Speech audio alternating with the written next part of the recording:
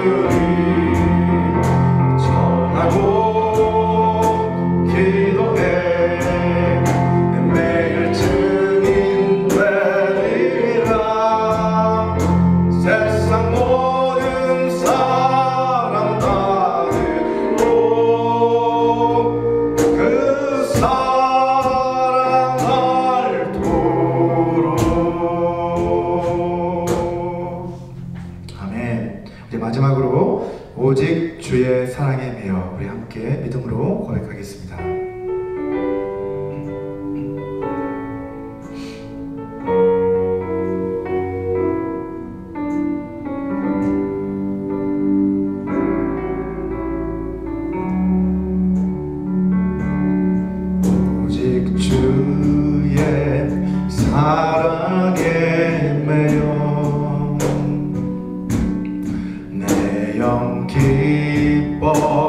노래합니다. 이 소망의 언덕 기쁨의 땅에서 주께 사랑드립니다.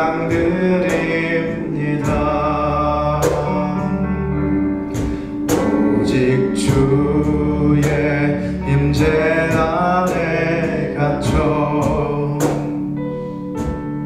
내 영 기뻐 찬양합니다.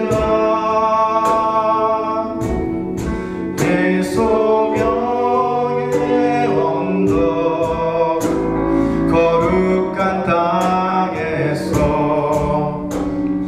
주께 경배드립니다.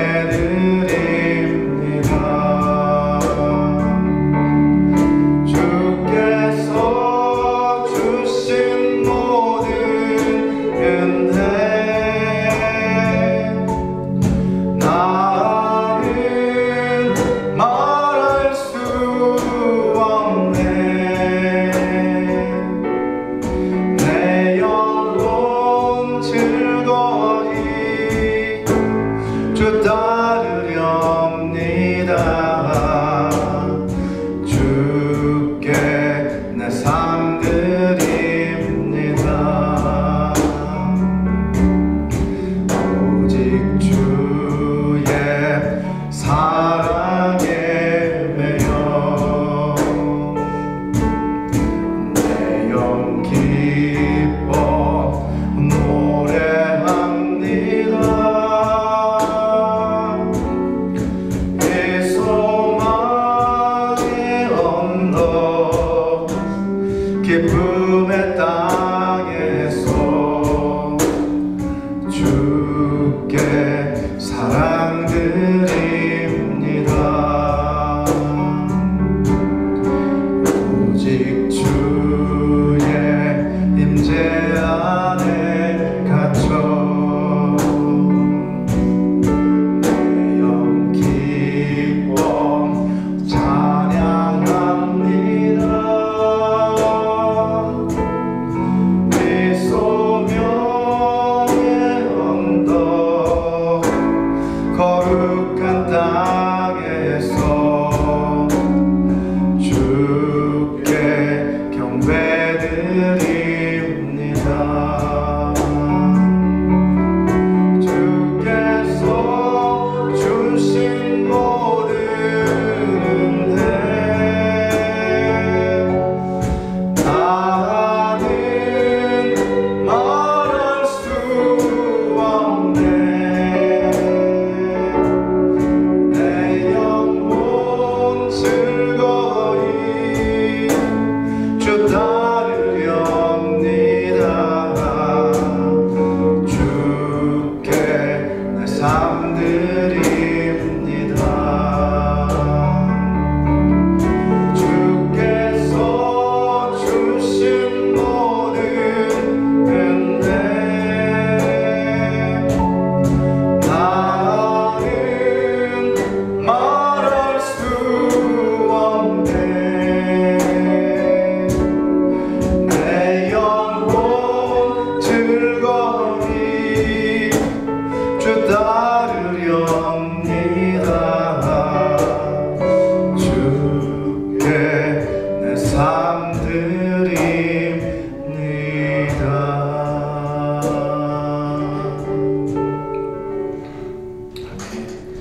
우리 이 시간에는 우리를 대표해서 엄태옥 전도사님께서 기도해 주시겠습니다.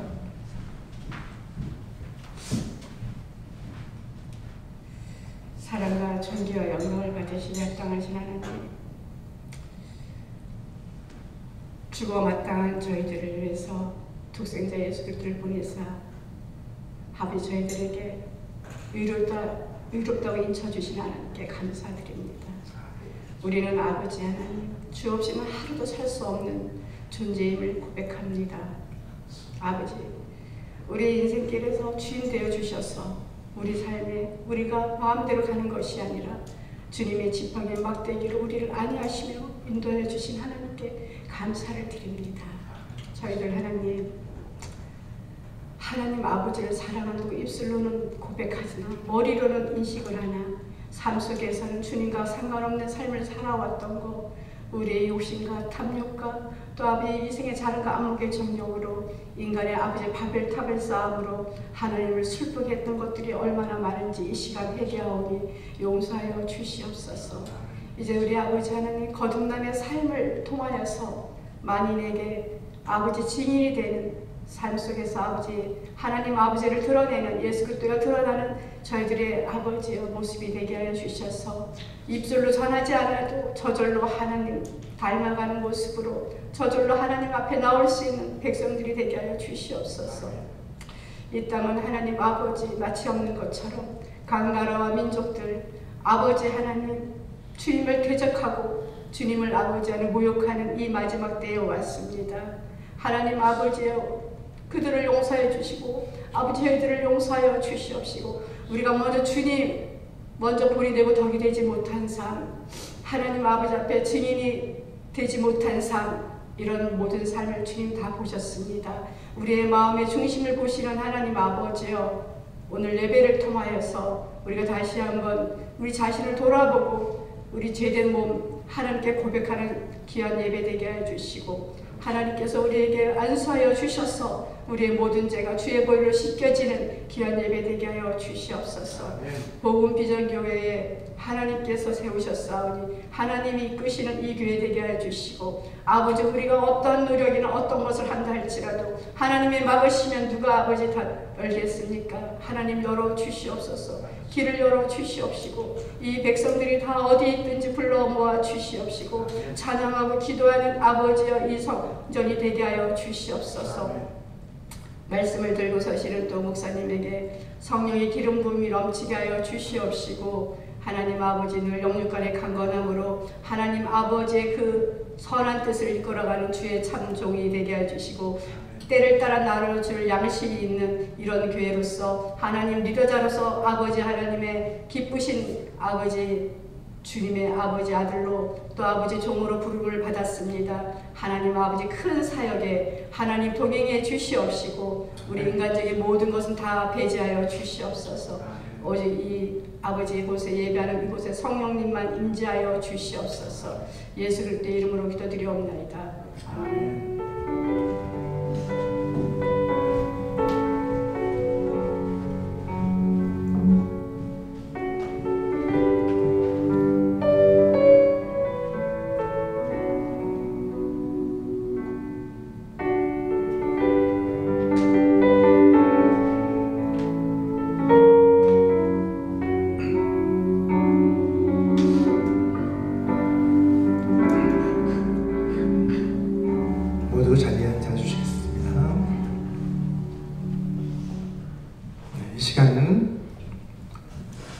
오늘 하나님께서 우리에게 주신 말씀 함께 봉독해 올려드리도록 하겠습니다.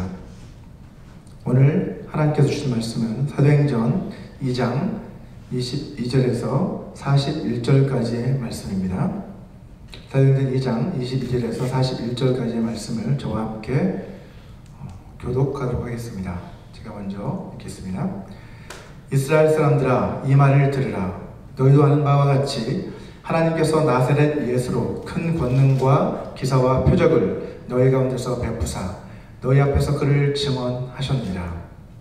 그가 하나님께서 정하신 뜻과 미리 하신 대로 내준 바 되었거늘 너희가 벌없는 자들의 손을 빌려 못 박아 죽였으나 하나님께서 그를 사망의 고통에서 풀어 살리셨으니 이는 그가 사망에 매여 있을 수 없었습니다. 그를 가르쳐 이르되 내가 항상 내 앞에 계신 줄을 배웠으며 나로 요동하지 않게 하기 위하여 그가 내 옆편에 계시도다. 그러므로 내 마음이 기뻐하였고 내 혀도 즐거워하였으며 육체도 희망에 거하리니 이는 내 영혼을 농부에 버리지 아니하시며 주의 거룩한 자로 썩음을 당하지 않게 하실 것이니로다. 주께서 생명의 길을 내게 보이셨으니 주 앞에서 내게 기쁨이 충만하게 하시리로다 하였으므로 형제들아 내가 조상 다윗에 대하여 담대히 말할 수 있노니 다윗이 죽어 장사되어 그 묘가 오늘까지 우리 중에 있도다. 그는 선지자라.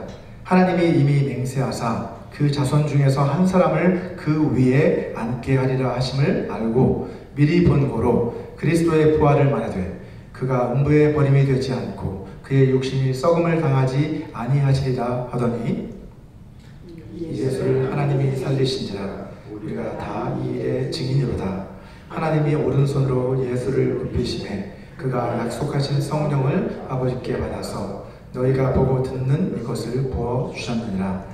다윗은 하늘에 올라가지 못하였으나 친히 말하여 이르되 주께서 내 주에게 말씀하시기를 내가 네 원수로 네 발등상이 되게 하기까지 너는 내 우편에 앉아 있으라 하셨도다 하였으니 그런즉 이스라엘 온 집은 확실히 알지니 너희가 십자가에 못 박은 이 예수를 하나님이 주와 그리스도가 되게 하셨느니라 하니라.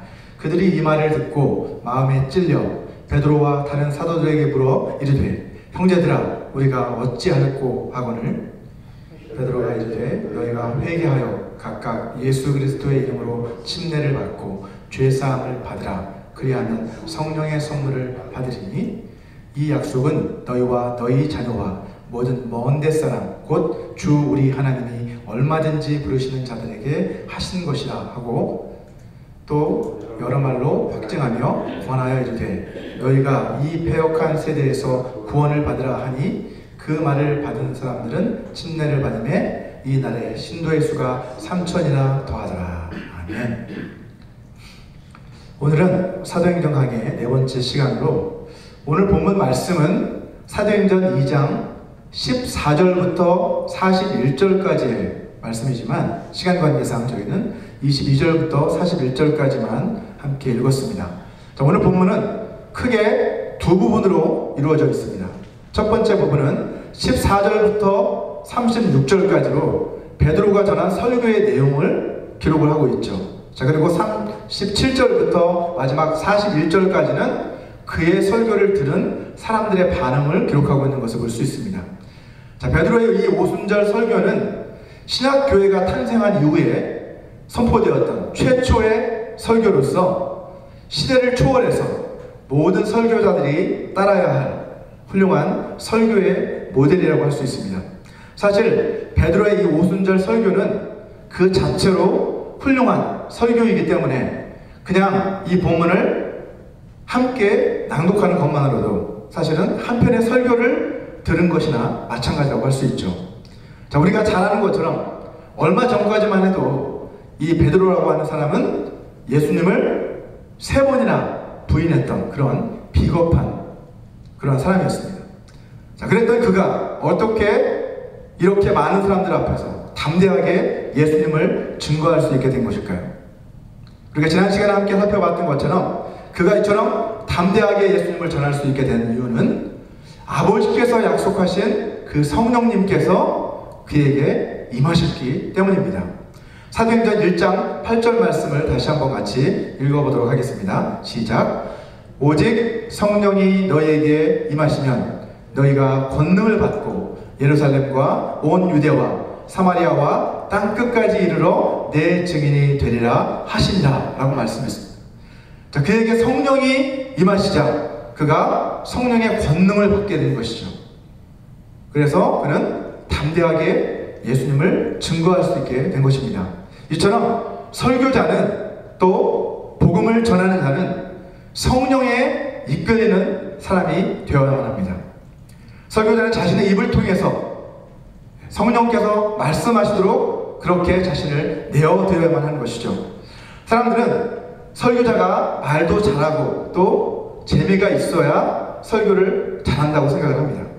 하지만 이러한 인간의 말의 지혜가 아니라 성령의 지혜로 깨닫게 해주신 그 말씀을 우리가 전함으로써 듣는 사람들에게 영적인 즐거움을 주는 설교, 영적인 기쁨을 가져다 주는 그러한 설교, 그러한 설교를 하는 사람이 저는 올바른 설교자라고 믿습니다.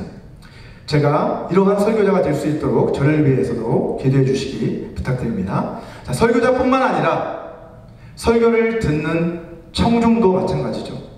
청중도 성령의 감동을 받으며 설교를 들어야 합니다.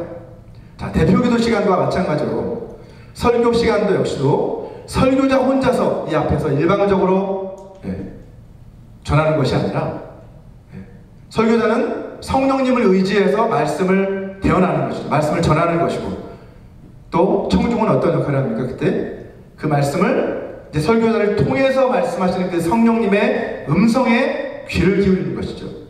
그 설교자의 초점을 맞추는 것이 아니라 설교자의 입을 통해서 말씀하시는 그 성령님, 나에게 무슨 말씀을 하시는지 그 말씀에 우리는 귀를 기울여야 한다는 것이죠.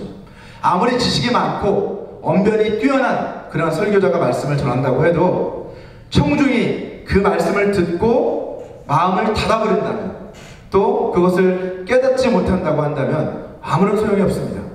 자, 설교는 머리로 깨닫는 것이 아니라 어떻게 해요? 성령님의 도우심과 감동하심으로 말미암아 우리는 그 설교에 담긴 하나님의 뜻을 깨닫게 되는 것이죠.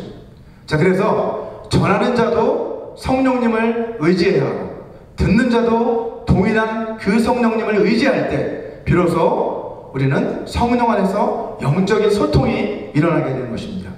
이처럼 설교자와 청중이 모두 성령으로 하나가 될 때 그 설교는 비로소 성령이 교회에게 하시는 그 말씀, 그 음성을 들을 수 있게 되는 것입니다. 이 시간 저와 여러분 모두가 이러한 성령의 감동을 받아서 우리 교회를 향한 그리고 우리 각자를 향한 그 하나님의 선하시고 기뻐하시고 온전하신 그 뜻이 무엇인지를 깨닫는 이 시간이 되시기를 바랍니다. 자, 베드로의 이 오순절 설교는 설교자들만을 위한 말씀이 사실은 아닙니다. 사실 이 말씀은 예수를 증거하도록 사명을 받은 우리 모든 그리스도인들을 위한 말씀이라고 할 수 있습니다. 왜냐하면 우리는 성령을 받았고 하나님께서 우리에게 성령을 주신 목적은 뭐예요? 예수님의 증인으로 살라고 우리에게 성령을 부어주신 것이기 때문이죠. 자, 베드로의 오순절 이 설교는 우리가 일상의 삶에서 예수 그리스도를 증거할 때 우리가 어떤 메시지를 전해야 하는지를 우리에게 잘 가르쳐주고 있습니다.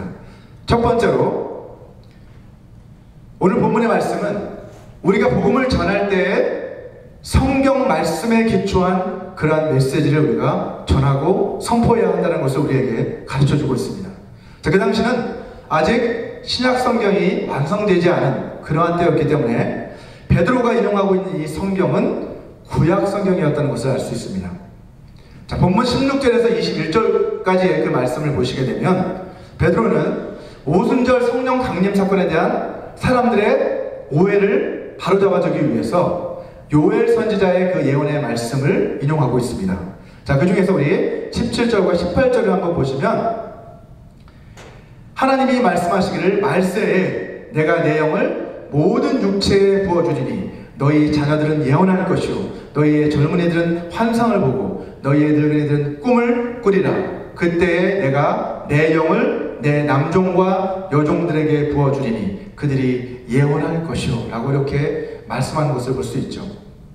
자, 이 말씀은 사실 우리가 잘 아는 말씀입니다. 그런데 우리가 여기서 주목해야 할 부분은 너희의 자녀들은 예언할 것이요 라고 했을 때 이것은 자녀들만 예언하고 또 젊은이들만 환상을 보고 늙은 사람들만 꿈을 꾸는 그러한 일이 일어난다는 것이 아닙니다. 사실은 이 말씀 그 뒤에 다시 한번 이야기하는 것처럼 내가 내 영을 남종과 여종들에게 부어줄 것이니 그들이 예언할 것이요 라고 말씀하고 있잖아요. 사실은 이 말씀은 나이나 성별이나 어떤 계층에 상관없이 모든 사람들에게 성령을 부어주실 때가 올 것인데 그렇게 되면 연령에 상관없이 세대를 초월해 모든 사람들이 다 예언을 하고 환상을 보고 꿈을 꾸게 될 것이다 라는 그러한 예언의 말씀을 우리는 해석을 해야 합니다. 자, 여기서 우리가 또 한 가지 오해하지 말아야 할 것이 있는데 그것은 바로 성령을 통해 주시는 이 예언과 환상과 꿈은 결코 사적인 예언이나 환상과 꿈이 아니라는 것입니다. 자, 그것들은 모두 예수 그리스도에 관한 것들이고 하나님의 놀라운 일들에 대한 것이라는 거죠. 우리가 오순절 성령 강림 사건에서 성령 하나님께서 임재하셨을 때 일어난 현상이 뭐예요? 그들이 각 나라의 말로 하나님을 높이는, 하나님의 비밀을 선포하고 높이는 그러한 것을 사람들이 목격했다는 것을 알 수 있죠. 이와 마찬가지로 성령 하나님께서 우리 가운데 임재하셔서 예언과 환상과 꿈을 꾸게 하시는 이유는 뭐예요? 그것을 통해서 예수 그리스도를 전하고 또 하나님을 높일 수 있도록 그렇게 하나님이 성령을 부어주신다는 것이죠. 오늘 본문 19절과 20절을 보시면 또 내가 위로 하늘에서는 기사를 아래로 땅에서는 징조를 베풀 텐데 곧 피와 불과 연기로다. 주의 크고 영화로운 날이 이르기 전에 해가 변하여 어두워지고 달이 변하여 피가 되리라. 라는 그 예언의 말씀을 인용하고 있습니다. 자, 이 말씀도 마지막 때에 일어날 징조잖아요. 그죠? 19절에 피와 불과 연기, 그리고 20절에 해가 변하여 어두워지고 달이 변해서 피가 되는 그러한 현상. 이 현상을 많은 사람들이 기다려왔죠. 근데 사실은 이러한 현상은 1차적으로는 AD 70년에 로마 군인들에 의해서 예루살렘 성전이 짓밟히고 또 성전이 파괴되었던 그때의 사건을 1차적으로 가리킨다고 볼 수 있습니다. 하지만 그것뿐만이 아니라 더 넘어서 궁극적으로는 마지막 때, 예수님이 오시기 전 마지막 때에 일어나게 될 하나님의 심판에 대해서 사실은 이 말씀은 예언하고 있는 것이죠. 우리 다음 구절인 21절 말씀을 같이 한번 읽어보도록 하겠습니다. 21절 시작. 누구든지 주의 이름을 부르는 자는 구원을 받으리라 하였느니라. 자, 이러한 마지막 때에 일어나게 될 그러한 하나님의 심판에도 불구하고 하나님께서는 어떤 말씀을 하고 계십니까? 누구든지 예수의 이름을 부르는 자는 구원을 받게 될 것이다 라고 분명하게 약속하셨다는 것이죠. 예. 지금 베드로가 강조하고 있는 것은 바로 이것입니다. 누구든지 주의 이름을 부르는 자는 구원을 받으리라 라고 그는 선포하고 있는 것이죠.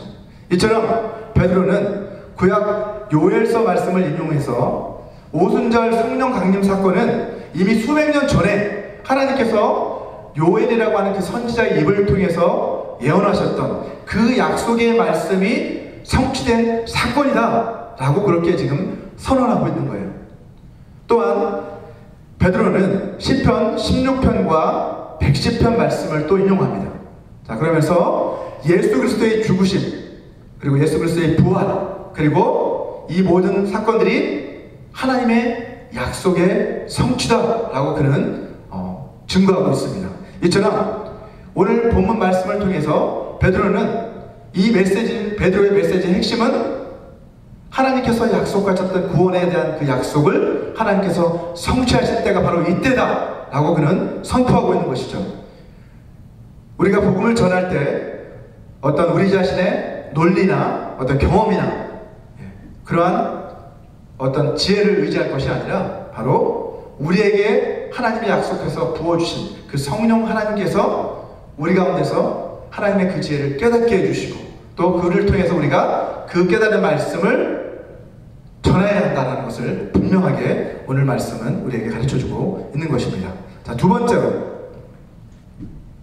우리가 복음을 전할 때 우리는 그리스도 중심적인 그런 메시지를 전해야만 합니다. 영어로 Christ-centered message라고 되어 있죠. 그리스도의 포커스를 둔 예수 그리스도를 중심으로 한 그러한 메시지를 우리는 전해야만 하는데 성경은 뭐라고 말씀하고 있습니까?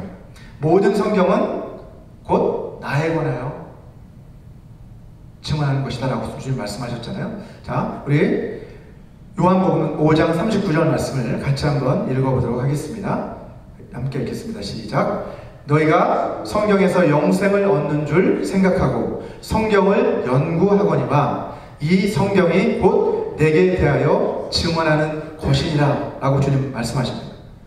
물론 여기서 말하고 있는 성경도 구약 성경을 가리킨 것이겠죠. 그렇죠? 예수님께서 당시니까. 하지만 구약 성경만이 아니라 저와 여러분 우리가 잘 알고 있는 것처럼 신약 성경 역시 모두 다 예수님에 대해서 증거하고 있다는 것을 우리는 너무나도 잘 알고 있습니다. 자, 구약이 장차 오실 예수 그리스도에 관한 그러한 약속의 말씀이라고 한다면 신약성경은 뭐라고 할 수 있을까요? 그 약속대로 오신 예수님, 그리고 또다시 오실 예수님에 대해서 신약성경은 우리에게 말씀하고 있습니다. 이처럼 모든 성경이 다 예수 그리스도에 관한 그 내용을 담고 있기 때문에 우리는 성경에 기초한 메시지를 전한다고 한다면 그것은 당연히 예수 그리스도가 중심이 된 메시지가 될 수밖에 없겠죠. 자, 베드로는 본문 22절부터 보면 예수 그리스도에 관해 이제 증거하고 있습니다. 우리 22절 말씀을 같이 한번 읽어보도록 하겠습니다. 시작. 이스라엘 사람들아, 이 말을 들으라. 너희도 아는 바와 같이 하나님께서 나사렛 예수로 큰 권능과 기사와 표적을 너희 가운데서 베푸사 너희 앞에서 그를 증언하셨느니라 라고 그는 선포합니다. 예수님께서 공생의 기간 동안 행하신 그 놀라운 일들, 그 사역들, 그 모든 것이 바로 하나님 아버지께서 계획하시고 그에게 맡기신 일이라는 거예요. 그리고 그를 통해서 하나님 아버지께서는 예수 그리스도를 증거하셨다라고 그는 증거하고 있습니다. 자, 베드로가 이렇게 선포할 수 있었던 것은 주님께서 이미 그에게 그렇게 말씀해 주셨기 때문인데요. 요한복음 5장 36절 말씀을 보면 이렇게 주님이 공생애 때에 말씀하시는 것을 볼 수 있습니다. 내게는 요한의 증거보다 더 큰 증거가 있으니 아버지께서 내게 주사 이루게 하시는 역사, 곧 내가 하는 그 역사가 아버지께서 나를 보내신 것을 나를 위하여 증언한 것이다 라고 주님은 제자들에게 말씀하셨습니다. 성령이 임하고 난 뒤에 아마도 베드로는 이 말씀을 기억했던 것 같습니다.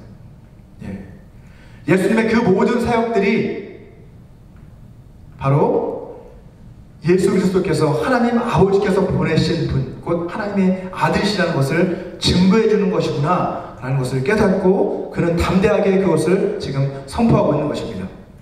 이처럼 예수님의 사역에 대해 이야기한 뒤에 베드로는 곧 이어서 십자가와 또 십자가에서 죽으신 그 예수님의 죽으심에 대해서 이야기를 하고 있는 것을 볼 수 있죠. 본문 23절을 우리 같이 한번 보면 그가 하나님께서 정하신 뜻과 미리 아신 대로 내준 바 되었거늘 너희가 법 없는 자들의 손을 빌려 못 박아 죽였다 라고 그렇게 이야기합니다.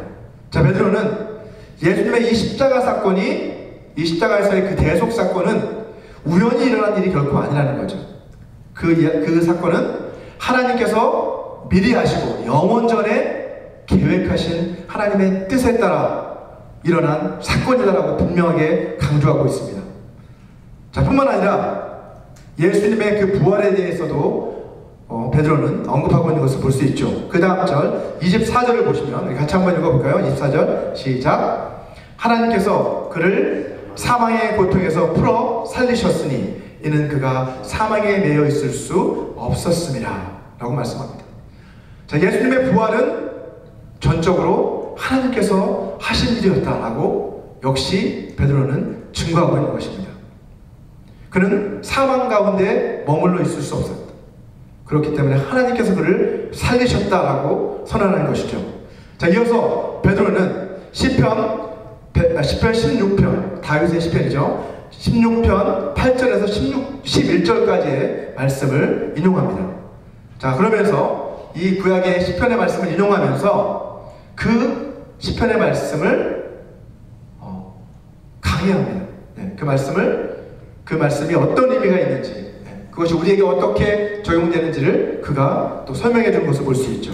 오늘 본문 30절을 한번 보시면 베드로는 다윗을 뭐라고 부르고 있습니까? 그는 선지자다 라고 그렇게 먼저 말씀하고 있는 것을 볼 수 있습니다.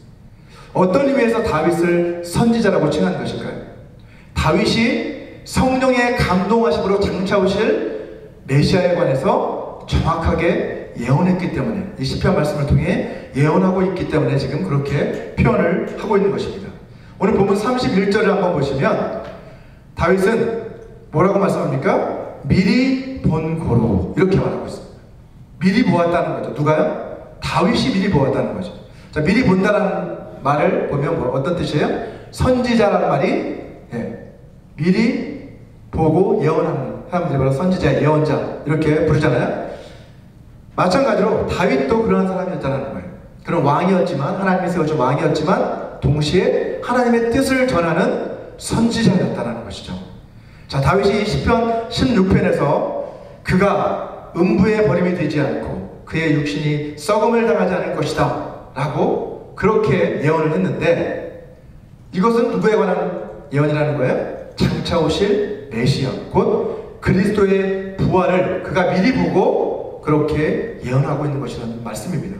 자, 다음 구절의 32절도 한번 보시면, 이 예수를 하나님이 살리신지라 우리가 다 이 일의 증인이로다 라고 담대하게 베드로는 선언을 하고 있습니다. 자, 베드로는 다윗이 예언했던 그 메시아가 누구다? 바로 예수 그리스도, 나사렛 예수다 라고 그렇게 선언하는 거예요. 그리고 이 예수를 하나님이 다시 살리셨고 우리는 이 일에 모두 다 증인이다 라고 그렇게 선포하고 있는 것이죠. 자, 먼저 예수님을 만나서 또 예수님과 함께했던 베드로였지만, 비로소 예수님의 담대한 증인이 될 수 있었던 것은 그가 성령님을 받고 나서, 이 모든 그가 경험했던 그 모든 일들이 하나님의 뜻 가운데서 이루어진 일이었다는 것을 그가 깨닫고 난 뒤에 그는 지금 비로소 이렇게 담대하게 사람들 앞에서 그분이 바로 하나님의 아들이신 예수 그리스도시다, 우리가 이 일의 증인이다라고 이렇게 담대하게 그는 이야기할 수 있게 된 것입니다. 본문 33절을 한번 보시면 이제 베드로는 하나님이 그 권능의 오른손으로 예수를 높이셨다라고 또 이야기합니다. 자, 우리가 잘 아는 것처럼 빌립보서 2장에서 사도 바울은 어떻게 이야기합니까? 하나님께서는 죽기까지 자신을 낮추셨던 예수 그리스도를, 가장 낮은 곳까지 임하셨던 그를 지극히 높이셔서 모든 이름 위에 뛰어난 이름을 그에게 주셨고, 또 그로 말미암아 모든 무릎을 예수의 이름에 꿇게 하심으로 모든 입으로 예수 그리스도를 주라 시인하여 하나님 아버지께 영광을 돌리게 하셨다라고 사도 바울은 말하고 있습니다. 이 말씀과 일맥상통하는 말씀이죠. 자, 오늘 본문 33절 뒷부분에 보시면 이 권능의 우편에 오르신 그 예수님께서는 아버지로부터 약속하신 그 성령을 받아서 이제 어떻게 이것을 너희가 보고 듣는 이것을 부어주셨다라고 그렇게 이야기합니다. 그분이 바로 예수 그리스도라는 거예요. 지금 성령을 부어주시는 그 역사의 이면에는 예수 그리스도의 행하심이 있었다는 것이죠. 그분이 하늘로 승천하셔서 아버지께로 가셔서 약속하셨던 그 성령을 받으셔서 우리에게 지금 부어주고 계신 것이다 라고 베드로는 그렇게 지금 선포하고 있는 거예요. 오늘 본문 36절을 보시면 이 베드로의 오순절 설교의 핵심이자 결론에 해당한 말씀이라고 할 수 있습니다. 우리 같이 한번 본문 36절 같이 한번 읽어보도록 하겠습니다. 시작. 그런즉 이스라엘 온 집은 확실히 알지니 너희가 십자가에 못 박은 이 예수를 하나님이 주와 그리스도가 되게 하셨느니라 하니라. 자, 여기서 우리가 잘 아는 것처럼 주라고 표현하는 이 단어는 퀴리오스라는 단어죠. 이 퀴리오스는 주인이라는 뜻입니다. 네, 주인. 그러니까 결국 예수를 하나님의 퀴리오스, 곧 주인으로, 또 그리스도, 곧 메시아, 구세주로 그렇게 삼으셨다라고 베드로는 선포하고 있는 것입니다. 이것이 바로 복음의 핵심 메시지입니다. 그렇지 않습니까? 예수 그리스도가 온 세상의 주인이 되신다. 그리고 그분이 바로 세상을 구원하시는 구세주가 되신다 라고 하는 이것이 바로 우리가 전해야 할 복음의 핵심 메시지라고 할 수 있습니다. 자, 베드로의 이 설교는 전적으로 예수 그리스도의 초점이 맞춰져 있는 것을 다시 한번 우리는 확인할 수 있습니다. 그는 예수님이 행하신 일들이 무엇인지를 선포했죠. 그는 또한 예수님이 십자가에 죽으신 그 사건을 또 선포했고, 다시 살아나신 것에 대해서도 선포했고, 또 그리고 다시 하늘로 승천하신 그 사건 역시도 그는 선포했습니다. 그리고 또한 성령을 보내주셨던 그분이 바로 예수 그리스도이시다라고 그는 담대하게 선포하고 있습니다. 자, 베드로가 예수님이 온 세상의 주인이시고 구세주가 되신다라고 선포를 했는데, 이것이 바로 우리들도 전해야 할 하나님이 우리에게 맡겨주신 복음의 핵심 메시지라는 것이죠. 자, 마지막으로 세 번째 우리가 전해야 할 그런 메시지는 바로 회개의 메시지입니다. 자, 베드로의 오순절 설교를 듣고 난 사람들은 어떤 반응을 보였습니까? 오늘 본문 37절 말씀을 보시면 그들은 이 말을 듣고 마음에 찔렸다라고 이렇게 기록을 하고 있습니다.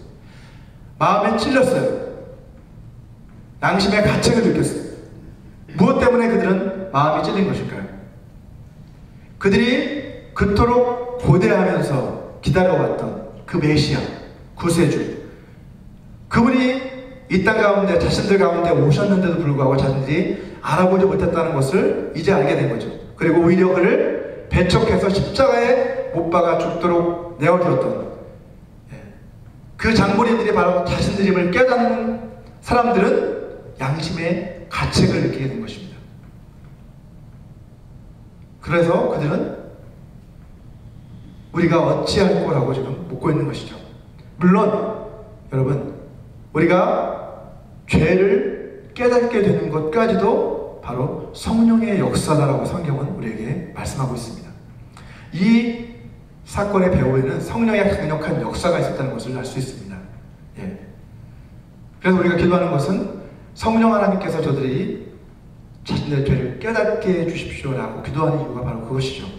또한 이 사람들은 어떻게 하면 좋겠습니까? What shall we do? 라고 이렇게 묻잖아요.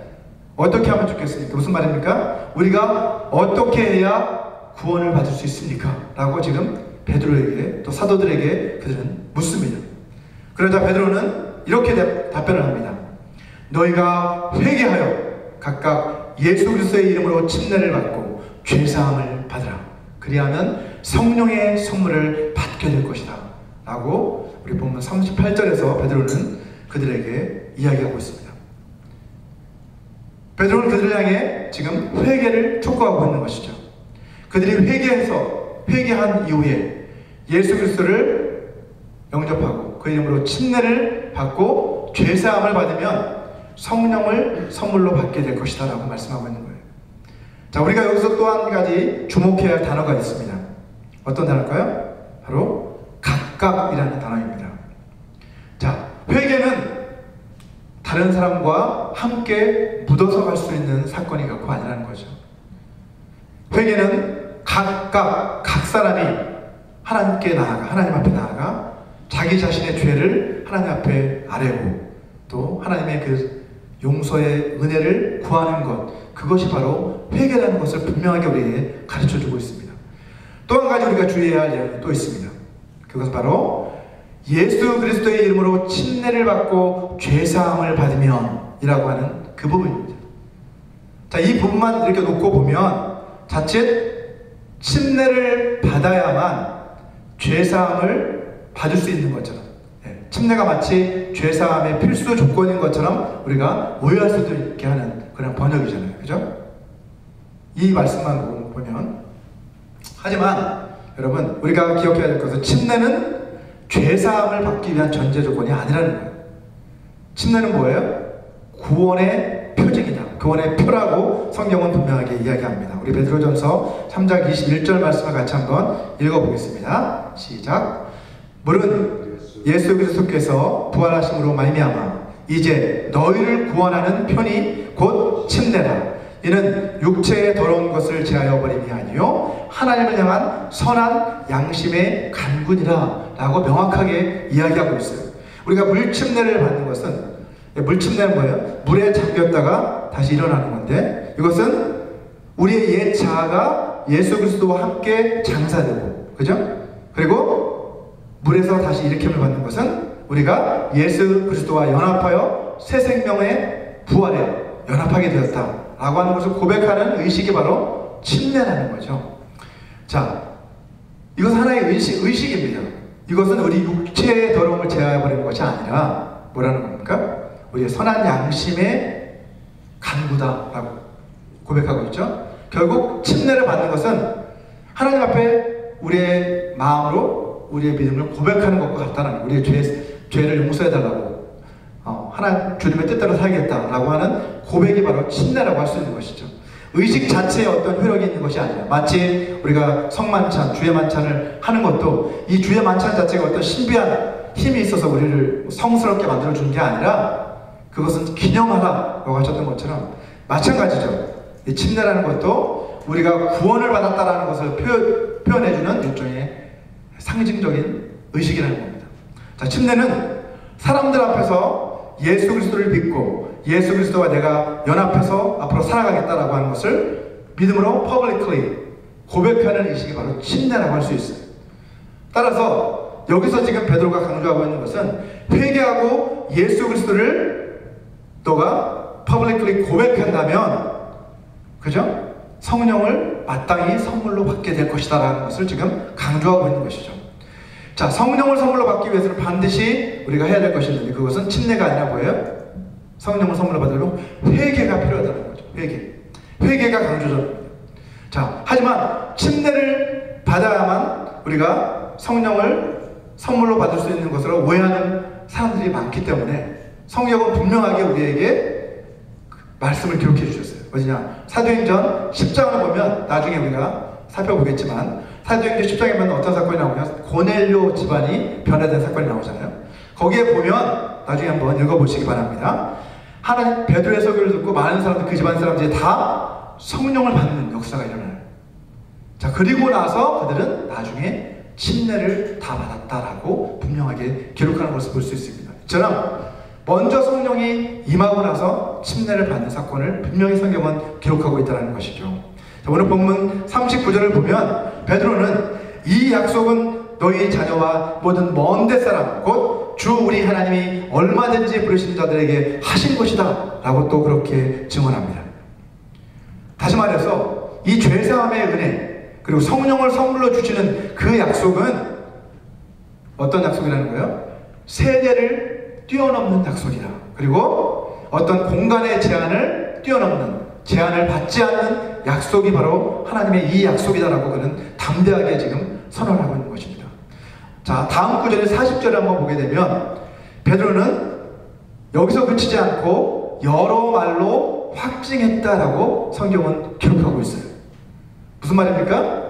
베드로가 오늘 본문에 기록되어 있는 이 메시지보다 설교를 더 길게 했다는 거죠. 자, 그것을 알 수 있죠.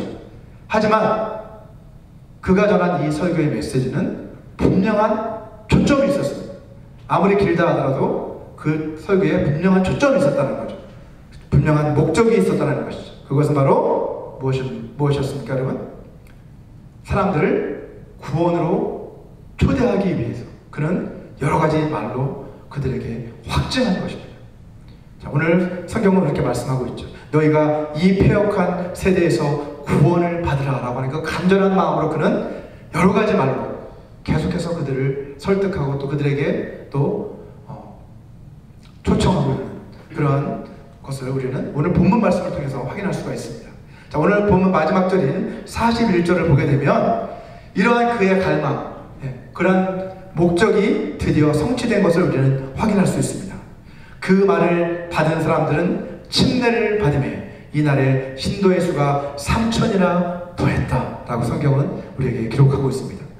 자, 베드로의 이 구원으로 초대하는 그 메시지를 들은 사람들은 그날에 바로 예수 그리스도를 영접하고 또 침례를 받고 이제 신자의 무리에 가입한 것을 확인할 수 있습니다.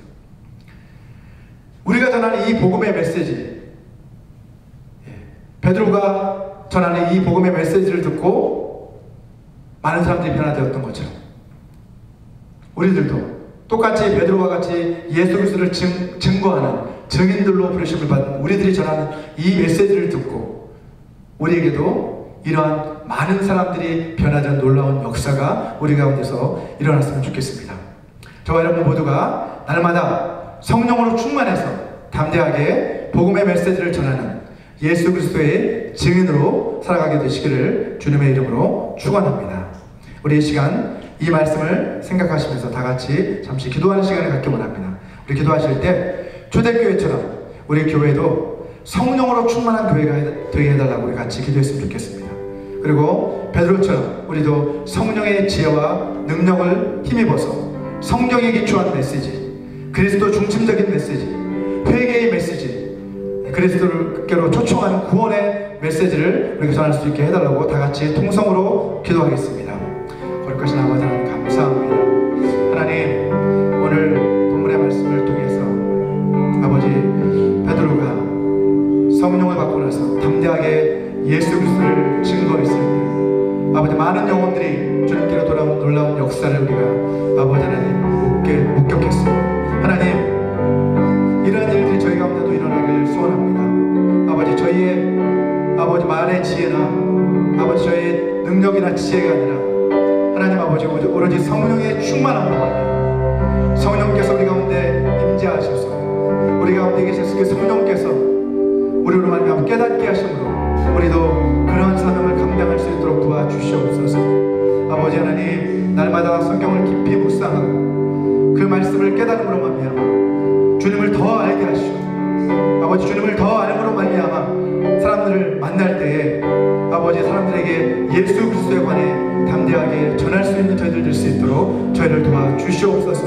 아버지 하나님, 저희가 성경 말씀을 전하는 저희들, 또 하나님 아버지 예수를 전하는 저희들, 또 회개의 메시지를 전하는 저희들이 될 수 있도록 주님 저희를 사용하여 주시옵소서. 아버지, 저희들 아버지 하나님 너무나 부족하고 연약한 자들이고 지혜가 없는 자들이지만 아버지 하나님, 그날 그때에 성령께서 마땅히 할 말을 주신다 우리에게 약속하셨사오니 하나님 아버지, 만나는 사람들에게 아버지 복음을 증거할 수 있도록 준비되게 하여 주옵소서. 때를 얻든지 못 얻든지 우리가 예수를 전할 수 있는 준비가 될 수 있도록 저희들을 준비시켜 주시옵소서. 성령께서 성령을 의지하게 도와주시고 아버지 은혜 계신 성령을 의지하게 도와주시고 아버지 날마다 말씀을 붙들고 묵상함으로 아버지 정말 주님을 아버지 하나님 담대하게 증언할 수 있는 주님의 증거자들이 될 수 있도록 저희를 사용하여 주시옵소서.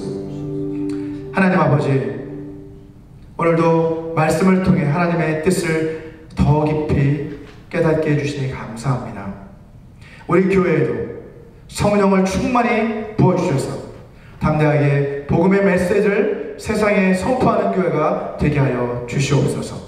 더 많은 영혼들이 우리 교회를 통해 이 복음의 메시지를 듣게 해주시고 더 많은 영혼들이 회개하고 예수님께 돌아와 주님을 구세주와 주인으로 보시는 그러한 삶을 살아가는 역사를 우리가 체험할 수 있게 하여 주시옵소서. 우리에게 구원의 은혜를 베풀어 주시고 또 우리 삶의 모든 필요를 공급해 주시는 주님의 그 은혜에 감사해서 이 시간 이 물질을 주님 앞에 올려드립니다. 기뻐 받아 주시옵소서. 주님 나라 영광을 위해서 사용하여 주시옵소서. 예수님의 이름으로 기도합니다. 아멘. 우리 이 시간 다 같이 자리에서 일어나셔서 마지막 결단의 찬양 다시 복음으로 함께 부르시고 축도로서 예배를 마치도록 하겠습니다.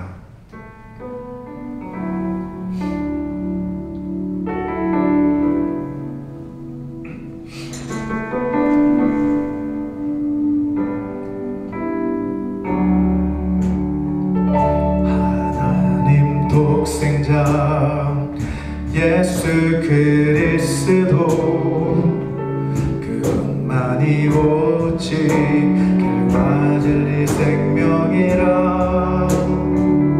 세상 다 변하고 사람들 변해도 나에겐 복음 십자가뿐이라. 하나님 독생자 예수 그리스도 그분만이 나의 길과 진리 생명이라. 세상이 비웃고 사람들 떠나도 나에겐 복음 십자가뿐이라.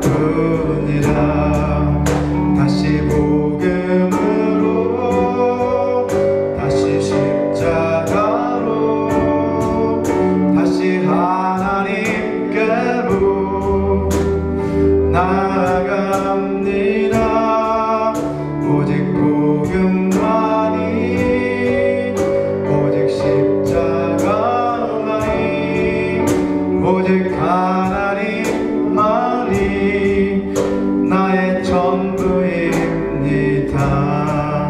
다시 복음으로 다시 십자가로 다시 하나님께로 나아갑니다. 오직 복음만이 오직 십자가만이 오직 하나님만이 나의 전부입니다.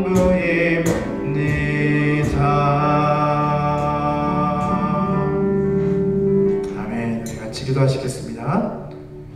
지금은 주 예수 그리스도의 은혜와 하나님의 사랑과 성령 하나님의 교통하심이 날마다 성령으로 충만하여 담대하게 복음의 메시지를 전하는 예수의 증인으로 살아가기로 결단하는 모든 사람들에게 영원히 함께 하시기를 간절히 축원하옵나이다.